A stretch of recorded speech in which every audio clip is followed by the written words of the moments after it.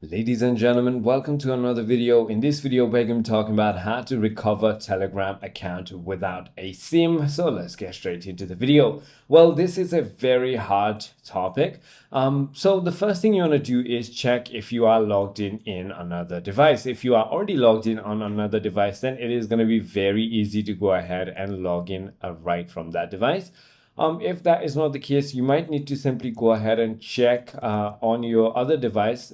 Simply go ahead and head into your settings and then go to the active sessions.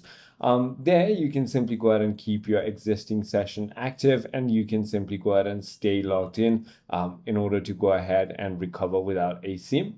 You can also go ahead and add or verify or even the recovery email on the devices that you are already logged in. If you're simply going ahead and logging in into the other device, you can simply go ahead and try to log in with the number. They're going to send you a verification code to the device that you are already logged in. So once you simply go ahead and do that, you can simply allow your login from the device you're already logged in. But the only way is to be already logged in another device. Okay. Just in case, make sure that you are logged in into multiple devices on Telegram. I hope this video clarifies everything for you. If you have further more queries, feel free to comment down below, and I'll see you on the next one.